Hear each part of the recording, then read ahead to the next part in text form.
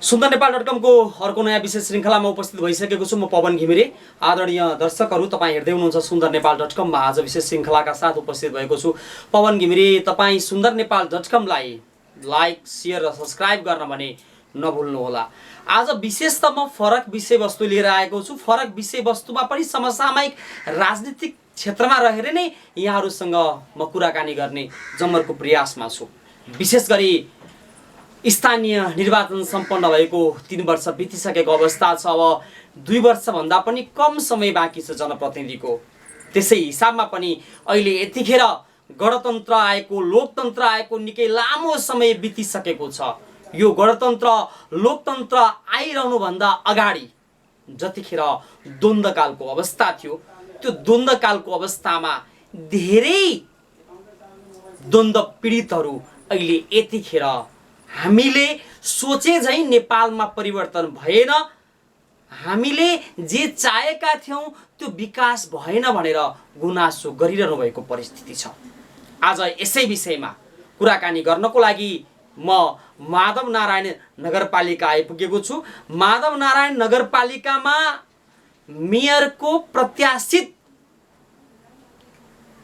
उम्मेदवारको रूपमा रहनुभएका र द्वन्द्वकालको समयमा करिब 9 महिना, सशस्त्र द्वन्द्वको समयमा 9 महिना शारीरिकदेखि मानसिक यातना सहेर परिवारले समेत अब मान्छे फर्केर घरमा आउँदैन, मरिसक्यो भनेर श्राद्ध गर्ने अवस्थामा समेत पुगिसकेका परिवारले 9 महिनापछि त्यो अनुहारलाई भेट्न पाए। हुनुहुन्छ यतिखेर लीला शाहजी हुनुहुन्छ, जो माधव नारायण नगरपालिकाको प्रत्याशित मेयरको उम्मेदवार पनि हुनुहुन्छ। लीला शाहसँग आज विशेष रूपमा उहाँले जुन 9 महिनामा आफूले के दुःख कष्ट यातना भोग्नुभयो र उहाँहरू देश जनताको लागि लडिरहँदा त्यो जनताले आमूल परिवर्तनको आभास गर्न पायो कि पाएन, यसकै बारेमा कुराकानी गर्ने प्रसङ्गमा छु म यतिखेर। तपाईले यो कुराकानीलाई लाइक, शेयर र सब्स्क्राइब गर्न भने नभुल्नुहोला। अबको क्रममा म लीला शाहसँग जोडिएर कुराकानी गर्दैछु। लीला सर, यहाँलाई सुन्दरनेपाल.com मा स्वागत छ। धन्यवाद। सन्चै हुनुहुन्छ? सन्चै हो सर। अहिले मैले विशेष त यहाँलाई परिचयकै क्रममा जनताको अगाडि जानकारी गराइरहँदा तपाईँ त परिवारले मर्यो भनेर श्राद्ध गर्ने अवस्थामा पुगिसक्नु भएको व्यक्ति 9 महिना पछाडि टुप्लुक्क घरमा आइपुग्नु भयो। त्यो अवस्था कसरी सिर्जना भयो, थोरै हाम्रा दर्शकलाई बताइदिनुहोस्। धन्यवाद। मानौ यो हामी जुन सामाजिक उत्पीडन यो देशमा हाम्रो जुन छ, अहिले पनि समाजमा त्यस्तो उत्पीडनका शिकारहरू हाम्रो देश अहिले गरिबीको रेखामुनिमा परेको अवस्था, यो अवस्थालाई हामी निर्मूल पार्न, यो समाजलाई सेवा गर्न र सबैको मान सम्मान एक खालको होस् भन्ने अवधारणा सहितको जुन बेला हामी यो माओवादी जनयुद्धमा हाम फाल्यौं, त्यति बेलाको नारा यति राम्रो नारा थियो, यो सबैको भलो हुने खालको नारा थियो, सबैलाई समाउने, सबैको समान व्यवहार गर्ने खालको नारा थियो। मधेसी, जनजाति, आदिवासी, दलित, महिला, किसान, मुस्लिम सबैको अधिकारको कुरो भइरहेको थियो, त्यहाँ समानताको हकको कुरो भइरहेको थियो। त्यो नारामा हामी लागेर त्यो पार्टीमा आबद्ध भयौँ। तर त्यो पार्टीमा त्यत्रो जनयुद्धकालमा हामी जनयुद्धको प्रक्रियामा जुन पार्टीको सैद्धान्तिक और वैचारिक जुन सङ्घर्ष हुन्थ्यो, त्यो सङ्घर्षमा हामी आबद्ध भयौँ। त्यो सङ्घर्ष सिलसिलामा हामी एकचोटि पुलिसको दोहोरो जुन अहिले त्यति बेलाको तत्कालीन सरकार पक्ष र माओवादी पक्षको जुन अवस्था थियो, त्यो अवस्थामा हामी एकचोटि पुलिसको घेरामा पर्यौं र त्यो घेराभित्र परेर हामी पुलिसको तपाईको कस्टडीमा गयौं। त्यति बेला मलाई सर्लाहीको मानपुरबाट समाउनु भयो प्रहरीले, अनि समाएर म त माओवादीमा लागेको मान्छे नै थिएँ। त्यति बेला म माओवादी जनयुद्धमा लागेको मान्छे। त्यति बेला मैले समाएपछि मलाई पुलिसले 9 महिनासम्म थुप्रै ठाउँमा आँखामा पट्टी बाँधेर हातमा र खुट्टामा पनि हतकडी लगाउँथ्यो, आँखामा पट्टी थियो। 9 महिनासम्म लपत्ता पारेर राख्यो। त्यति बेला मेरो घर परिवार या कुनै त्यस्तो मान्छेसित भेट्ने परिस्थिति पनि बनाइएको थिएन। त्यति बेला घर परिवारमा एउटा छुट्टै खालको रुवावासी थियो। घरको मान्छेहरूले निराश भएर बसेका थियो। गाउँमा यस्तै चर्चा परिचर्चा भइदियो, उहाँ के अरे मरिसक्नु भएको छ, उहाँको बिना काम उहाँको अब त्यस्तो छैन, बरु श्राद्ध गरिदेऊ भनेर कुरा घर परिवारले सबै गाउँ समाजका मान्छेहरूले गरिरहेको थियो। अकस्मात एकचोटि बागमतीको हाम्रो यो रौतहट जिल्लाको छेउ बागमती भन्ने ठाउँ छ, त्यसै क्याम्पबाट मलाई पौराई भन्ने ठाउँमा यस्तै सेनाका साथीहरूले उहाँहरूले मलाई के भन्यो, होइन जाऊ त्यतै एउटै तरुनी हेर्न भनेर त्यो उहाँले जिस्काउनु हो। तर उहाँको मेन मनसा के थियो, त्यस्तो माओवादीमा लागेको कुनै केन्द्रीय नेतृत्वलाई समात्न लगाइदेऊ, म तँलाई छोडिदिन्छु भनेर उहाँको मेन भिजन थियो। तर मैले अब पार्टीसित त्यस्तो किसिमको यातना सहे र पनि पार्टीसित गदारी पार्टीको लाइनमा बसेर काम गरेँ। तर मैले त्यति बेला केही चिनेकै साथीहरू 1-2 जना गयो, तर मैले त्यो भनेन। मेरो माओवादीमा लागेको साथी हुनुहुन्छ त्यही हो यो भनेर मैले भनेन। अनि उहाँले 9 महिना जति धपाएर जे मानसिक यातनादेखि शारीरिक यातनासम्म यो त्यति बेलाको प्रशासनलाई जे लाग्यो। मैले खाना खाएको हप्तामा कहिले 1 दिन, कहिले 2 दिन, कहिले 3 दिन हप्तामा खाना खान्थेँ। 4 दिन 5 दिन भोक भइरहेको थियो। पानी पनि खान त्यति अप्ठ्यारो, एउटै कोठामा थुनेर दिसा पिसाब गर्न पनि दिउँसो निकाल्दिन्थे। एकैचोटि दिनभरिमा एकचोटि दिसा पिसाब गर्न निकाल्ने। अब त्यस्तो अवस्थामा खाना खाने, पानी पनि खाने धेरै अप्ठ्यारो थियो। सर, तपाईँले जसरी 9 महिना कार्यका 9 महिना जसरी एउटा प्रहरी हिरासतमै बस्नुभयो, तपाईँलाई एक किसिमले भनियो भने देशद्रोही आतंककारी भनेर परिचय गराएर तपाईँलाई प्रहरीले समातेर लिएर गयो। त्यतिखेर तपाईँलाई मानसिक यातना त एक तरहले दियो, तर सुनियो नि जसरी हातमा पिन ठोक्ने, कोर्रा हान्ने, करेन्ट लगाउने यस्ता किसिमका व्यवहारहरू तपाईँलाई भयो कि भएन? त्यो सबै भएको छ। अहिले मेरो जिउभरि त्यस्तो नीलदामहरू पनि छन्। तपाईँको हात खुट्टामा पनि पिन ठोक्ने काम पनि भएको छ। त्यो सुँगुर जस्तो, बङ्गुर जस्तो टाँगेर पुरै हात खुट्टा माथि उचालेर बङ्गुर जस्तो टाँगेर कुटाइ गर्ने लागेको थियो। सर, बाँचेर आउँछु भन्ने लागेको थियो त्यतिखेर? मलाई त आशै थिएन म बाँचेर आउँछु भनेर। मलाई एक रति पनि आश थिएन म बाँचेर आउँछु। त्यतिखेर त्यो काल कोठरीमा बसिरहँदा परिवारलाई कसरी सम्झाउनु भएको थियो यहाँले? परिवार जसरी यहाँको 2टा छोरा, एउटा छोरी, घरमा धर्मपत्नी, तपाईँ चुनावी, तपाईँ एउटा राजनीतिमा होमिनु भयो, अकस्मात प्रहरीले तपाईँलाई समातेर 10 ठाउँ पट्टी बाँधेर तपाईँलाई घुमाइरहँदा अलिकति तपाईँलाई परिवारको सम्झना कसरी आयो त्यो दुःखद अवस्थामा? त्यो दुःखद अवस्थामा त हामी देश र जनताको लागि सङ्घर्ष गर्नको लागि हिँडेको मान्छे।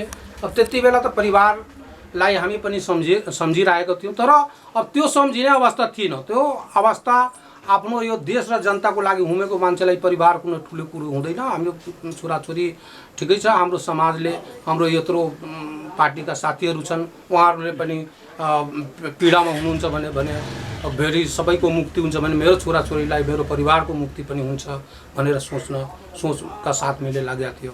कुन जोस र जाँगरमा लाग्नुभयो, कुन लहरमा लाग्नुभयो त्यतिखेर राजनीतिमा? जोस र जाँगर भन्दाखेरि मानौँ अहिले समाजमा जुन राजनीति गर्ने मान्छेहरू छन् या जति हाम्रा देशमा पार्टीहरू छन्, सबैले सरबारा गरिबको मुक्तिको लागि भन्छन्। तर अहिलेको अवस्थामा म एउटा कुरा के भनिरहेको छु, नेपालमा अहिलेसम्म कम्युनिस्टको 2/3 सरकार थिएन। तर अहिले 2/3 सरकार छ। र जुन बेला अरू पार्टीको सरकार हुन्छ भने त्यो बेला के भन्छन्, सुकुम्बासी हलिया प्रथा, सुकुम्बासी आयोग गठन गर्ने, दलितलाई यो अधिकार दिने, त्यो अधिकार दिने। अहिले आफ्नै सरकार भएको अवस्थामा खोइ कहाँ छ त्यो सुकम्बासी आयो, कहाँ छ हलिया प्रथाको अन्त गर्ने, कहाँ छ गाउँघरमा छुवाछुतको अन्त गर्ने, कहाँ छ मतलब गाउँघरमा जुन अहिले शोषण भइरहेछ त्यो शोषणको अन्त कहाँ भयो। त्यो बेलाको कुरा त त्यही कुरा थियो, त्यो सबैको अधिकारको कुरा थियो। त्यो लहलहीमा हामी लाग्यौँ यो सबैको मुक्ति हुन्छ, सबैको एक खालको तपाईँको के अरे एक नाचको विकास हुन्छ, सबैको समाजमा एउटै खालको स्वाभिमान हुन्छ। त्यही रहरमा मैले त्यो पार्टीमा लागेको थियो। पुरा भयो कि भएन सर? 9 महिना काल कोठरीमा बसेर आउनुभयो, पिन खानुभयो, कोर्रा खानुभयो, हरेक यातना सहनुभयो, तपाईँले दिएको बलिदान, तपाईँले खर्च गरेको समय अहिले सदुपयोग भयो कि भएन? त्यो भएको छैन, त्यो त भएको छैन। अहिले जुन हाम्रो यो 9-10 वर्षको जनयुद्धको कालमा झन् हाम्रो 13,000 समथिङ नेपाल आमाका छोराछोरीहरू गुमेका छन्। करोडौँका भौतिक संरचनाहरू ध्वस्त भए। जुन सपना बोकाएर जुन तरिकाले हामी होमेका थियौँ त्यसमा एउटा पनि पुरा भएको छैन। मानौ एक छिनको लागि तपाईँको त्यति बेला नै पहिले संवैधानिक राजतन्त्र र बहुदलीय प्रजातन्त्रको अवधारणा थियो, अहिले गणतन्त्र भएको छ। त्यति बेलाको अवधारणा हाम्रो जुन होमेका थियौँ त्यो जनगणतन्त्रको अवधारणा थियो, समाजवादको अवधारणा थियो। तर त्यो कहाँ, अहिले त जनगणतन्त्र पनि छैन। के हुनु पर्थ्यो, के हुनु पर्थ्यो, के भएन?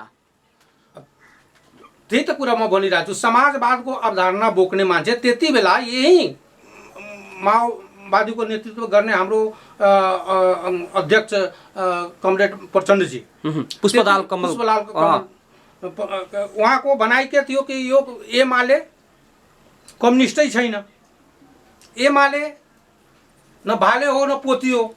यो संसदीय अभ्यासलाई के भन्थ्यो, के अरे खसीको टाउको झुन्ड्याएर कुखुराको मासु बेच्ने थलो हो। यहाँ के त्यस्तो जनताले न्याय पाउँदैन। तर आज त्यसै परिवेशमा आउनुहुन्छ। खोइ के परिवर्तन भयो, जनताले के अनुभूति भयो? आज पनि गाउँमा जो जिम्मेदार छ त्यसैको कुराकानी छ। अहिले पनि पञ्चायतीमा के अरे गाउँघरको जुन शोषण र उत्पीडनको प्रक्रिया छ, निमुखा जनताहरूलाई हेपेर चेपेर राख्ने, त्यसको कुनै अधिकार नदिने, आज पनि कुरा गर्न निमुखा जनताहरू डराउने, एकचोटि सामन्ती वर्गहरूले चुप लागेर बस भनिदिन्छ भने चुप मुखै खोल्न अप्ठ्यारो हुन्छ। त्यस्तो अवस्थालाई हामी तोड्न खोजेका छौँ कि सबैको समान होस्, सबैको इज्जत होस्, समाजमा सबैले जिउने अधिकार होस् भनेर हामी हिँडेका थियौँ। कोही पुरा भएको अहिलेसम्म पनि एउटा पनि पुरा भएको छैन। कोही मतलब अहिलेसम्म तपाईँको सुकुम्बासी को बारेमा जुन कुरा भयो, हामी जति हलिया प्रथा छ त्यसलाई अन्त गरिदिन्छौँ, जो गरिब छ त्यसलाई हामी बाँच्न खानको लागि अधिकार मिलाइदिनु, खोइ मिलाएको?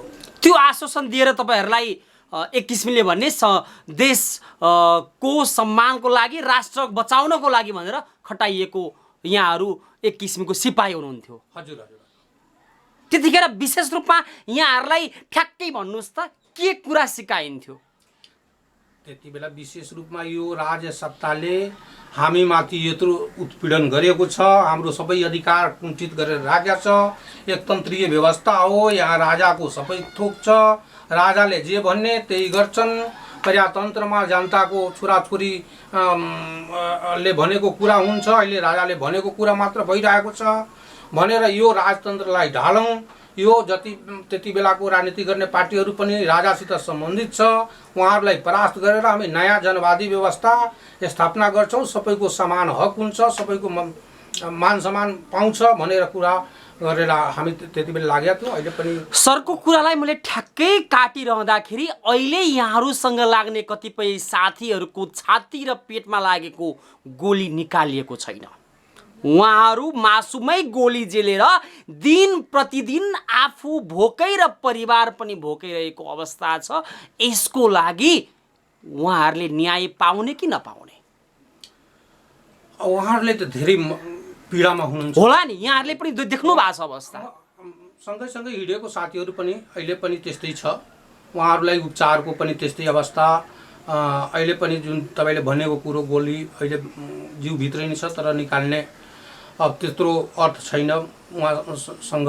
त्यो आफ्नो कम्तीमा शरीरबाट त्यो गोली निकालोस् र घाइते परिवार अपाङ्ग परिवारहरू छन् त्यो अहिले हाम्रो शहीद परिवारहरूको आफ्नो छुट्टै खालको पीडा छन्।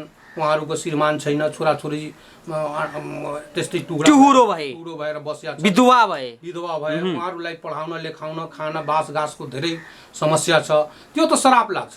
त्यो त जुन नेतृत्वले अहिले आएर आफ्नो के अरे पद लुलुतामा लागेर त्यो जनताको छोराछोरीलाई आगोमा त्यो दुख दियो, त्यसलाई श्राप लाग्छ। जनतालाई विकास दिने र जनता यो नेपाललाई सिङ्गापुर बनाउने भन्ने सोचका साथ यहाँहरू जस्तो खटाइएका सिपाहीहरू हुनुहुन्छ, जुन सिपाहीले आफ्नो ज्यान दाउमा लगाएर देशको लागि लडिरहँदा, समाजको लागि लडिरहँदा पनि देशले परिवर्तन पाएन।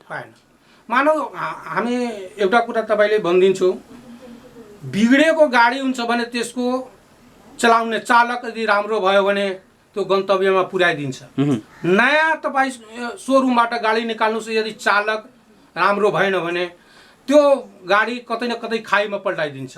हामी जुन पार्टीमा लाग्यो, जुन सोचले लाग्यो, त्यसको मूल नेतृत्व नै बिग्डियो।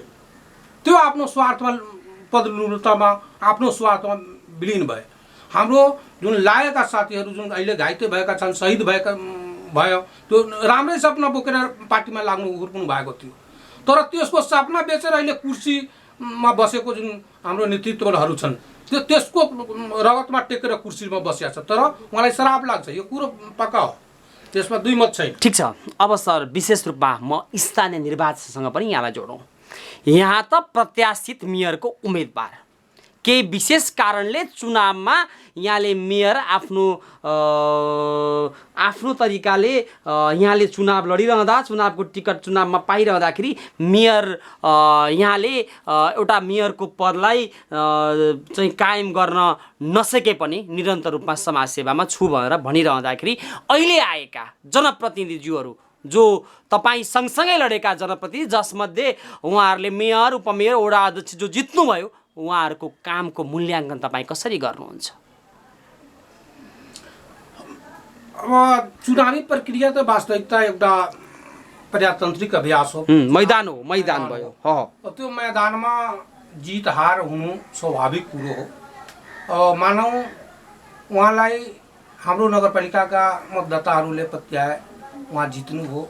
मैले पनि सङ्घर्ष गरेको थियो, थोरै मतले पराजित भए। त जुन रूपमा नगरपालिकाको विकास हुनुपर्ने थियो त्यो रूपमा विकास भएको छैन। के हुनु पर्थ्यो सर, के भएन? जुन रूपमा मानौ एकछिनको लागि हामी कुरा गर्छौँ कि हाम्रो नगरपालिकाको अफिस माधवपुरमा छ, माधवपुर जान धेरै अप्ठ्यारो छ। तर माधवपुरलाई जान अप्ठ्यारो छ भने त्यसलाई माधवपुरको वासीलाई पनि आउन त, यहाँ दिपी आउन त अप्ठ्यारो त छ। जति अप्ठ्यारो माधवपुरवासीलाई पनि दिपी आउनको लागि छ, त्यति अप्ठ्यारो दिपीवासीलाई पनि माधवपुर जान अप्ठ्यारो छ। दिपीवासीलाई एकचोटि मात्र माधवपुर जानु छ, तर माधवपुरवासीलाई गौर पनि जान अप्ठ्यारो छ, चपुर पनि जाने अप्ठ्यारो छ। त्यो किसिमको विकासको प्रक्रिया ल्याउनु, माधवपुर र दिपी 10 मिनटको अन्तरालमा हामी कसरी पुग्ने, आफ्नै नगरपालिका भित्रबाट कसरी माधवपुर पुग्ने, त्यो तरिकाबाट अवधारणा ल्याएर बाटोघाटोको विकास हुनु पर्थ्यो। त्यो भएन। त्यो बाटोघाटो कहाँ भयो? आफ्नै घरको वरिपरिको बाटो निर्माण गर्नमा ललायत भयो। अर्को कुरो, जुन हाम्रो नगरपालिका अहिले पनि 80% भूभाग कृषि योग्य जमिन जग्गा छन्। कृषि सेक्टरमा जुन अहिले कागजमा थुप्रै लगानीहरू छ, करोडौँ लगानी कागजमा छ।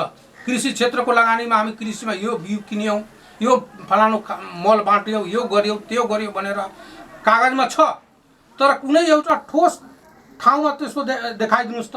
फलानु ठाउँमा मैले नगरपालिकाबाट एउटा फर्म खोलेर फलानु बिउ उत्पादन गरेर नगरपालिकालाई वितरण गराएको छु, या फलानु समूहबाट यस्तो हामी काम गर्न लगाएको छु, एउटा नमुना खालको एउटा कुनै काम छ त्यस्तो? बिउ कुन बेला आउँछ? जब किसानले बिउ खसालेर जन्माउँछ, त्यसपछि नगरपालिकाको बिउ, त्यो अनि बिउ उन्नत खालको हुँदैन, कमर्सियल बिउ हुन्छ। त्यो बिउ पनि काम लाग्ने खालको हुँदैन। यो कृषिको मानौ एकछिनको लागि सिँचाइको व्यवस्था अहिले मानौ हाम्रो देश विद्युतको धनिक देश हो। हामी विद्युतबाट पनि सिँचाइ प्रणालीको अवधारणा ल्याएर डिप ट्युबवेल जडान गरेर विद्युतबाट पनि हामी सिँचाइ व्यवस्था पुरा गर्न सक्छौँ। तर हाम्रो नगरपालिकाको जुन बनावट छ त्यो बनावटमा एउटा झाँझ सिँचाइ योजना छ, एउटा कामदेही सिँचाइ योजना छ, एउटा बागमती सिँचाइ योजना छ। त्यसमा हामी कहाँ ध्यान दिएका छौँ? कुन ठाउँमा हाम्रो सिँचाइ पुगेको छैन? कहाँ त्यसलाई हामी एकचोटि पनि त्यो सम्बन्धित कार्यालयमा गएर कुरा गरेका छौँ? यो हाम्रो यो गरेर फलानु ठाउँमा पुग्छ भनेर त्यसमा ठिक छ, त्यो सिँचाइले कति % लगानी गर्छ, हामीले कति लगानी लगाउनु पर्छ त्यो त्यहाँसम्म पुर्याइदिनको लागि त्यो सहकार्य गर्ने काम कसको? जित्यो कि प्रतिनिधिको हो? त्यो हामी गर्न सकेका छौँ। अहिले बिउ मल खादको कुरो भइरहेछ, हामी डिलर दिएको छौँ, फलानुलाई नगरपालिकाबाट फलानुलाई डिलर दियौँ, त्यो बिउ मल खाद ल्याउँछ। तर खोइ त्यो बिउ मल खाद कहाँ छ? कसले जनताले पाएको छ? त्यो बिउ मल खाद बाटोमा अर्कै ठाउँमा बिक्री हुन्छ। यो माधवनारायण नगरपालिकाको कति % जनताले त्यो बिउ मल खाद पाइरहेको छ? त्यो जनताले हेरिरहेको छैन। त्यो गर्नुपर्ने त्यो भएन। अर्को कुरो, स्वास्थ्यमा हामी लगानी सबै लाखौँ रुपियाँ कागजमा लगानी गरेका छौँ, तर खोइ स्वास्थ्यको प्रगति के भएको छ?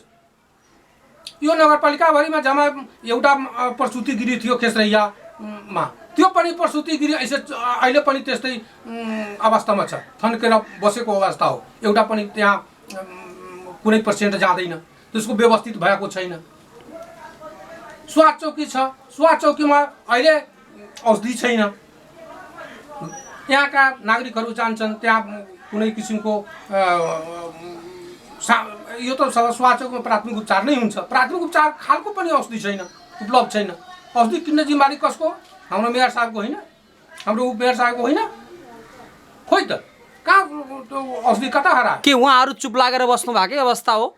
चुप लागेर बसे होइन, उहाँहरू आफ्नो कागजमा मात्र बिल बनाउने अवस्थामा हो, अरू केही छैन। कागजमा बिल बनाएर कताबाट के गर्ने त्यही अवस्था हो, अरू केही मैले देखेको छैन। शिक्षाको कुरा गर्नु हुन्छ भने शिक्षामा तपाईँको मानव बोर्डिङ स्कुलमा कुन खालको टिचर अहिले इङ्ग्लिस मिडियममा पढाइरहेछ? हाम्रो यो सरकारी स्कुलमा कुन खालको टिचर छ? मानव लोकसेवाको जुन ठाउँमा लोकसेवा दिएको छ त्यो ठाउँमा फेल भएको मान्छेहरू बोर्डिङ स्कुलमा पढाइरहेको छ। जुन लोकसेवाबाट पास भएको मान्छे सरकारी स्कुलमा पढाइरहेको छ, तर सरकारी स्कुलको खोइ प्रगति किन? त्यहाँ मतलब कि हाम्रो छोराछोरी पढ्न जाँदैन, किन त्यसलाई केही ज्ञान छैन?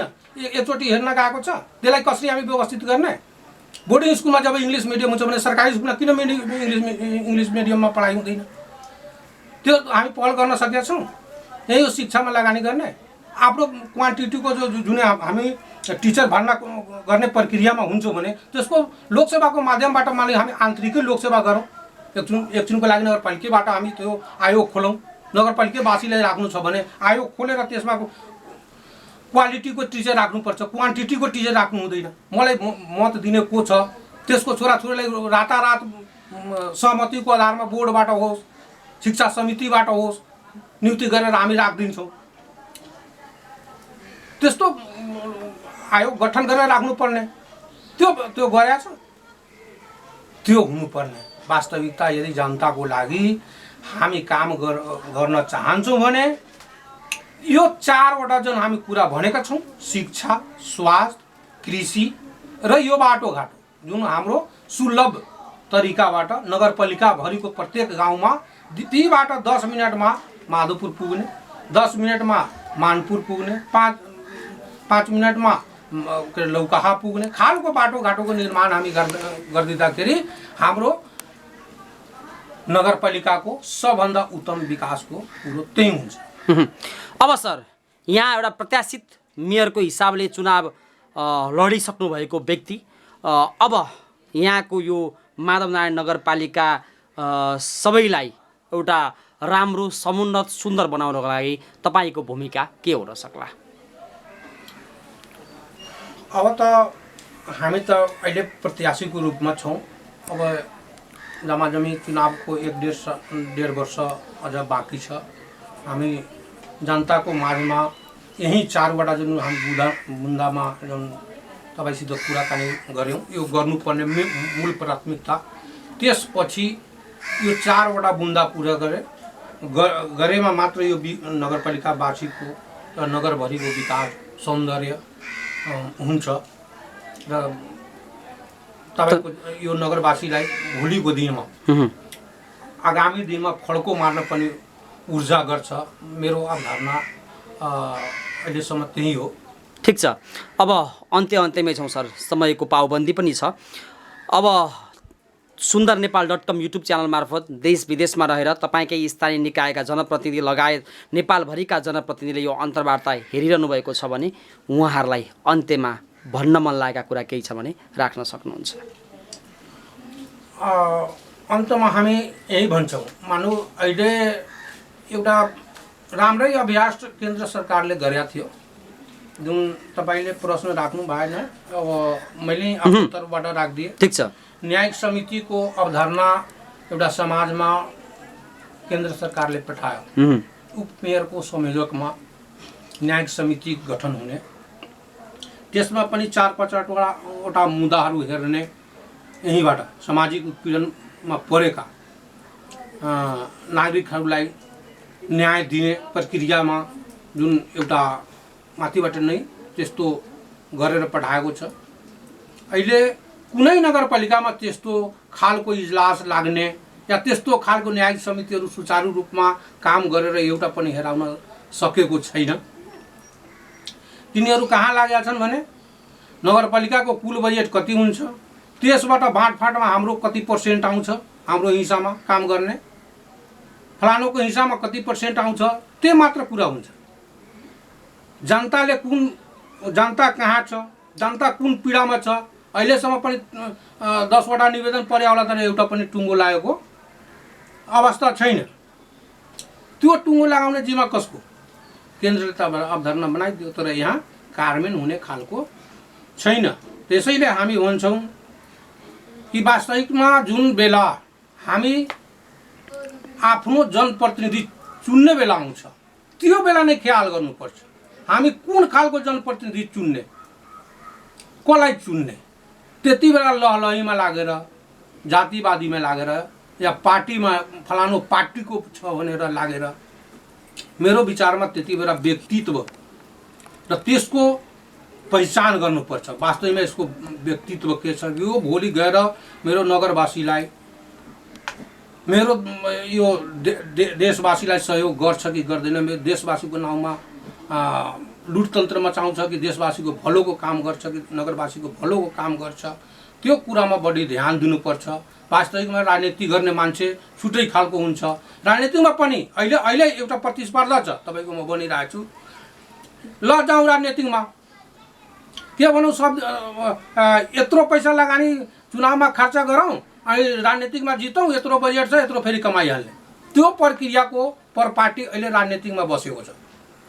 जनतालाई सेवा गर्ने, जनताको सेवा गर्ने, जनताको दुख सुख बुझ्ने, नगरको विकास कसरी हुन्छ, देशको विकास कसरी हुन्छ, त्यसको भिजनको साथमा आउने राजनीतिक कर्मी साथीहरूलाई साइड लगाउने अनि लालहीमा त्यो दिग्भ्रमित पारेर आफ्नो खल्तीमा कसरी पार्ने भन्ने खालको एउटा परपाटी पनि बस्यो। हामी फेरि रिक्वेस्ट गर्छौँ आउँदो तपाईँको निर्वाचनमा सबै मतदाता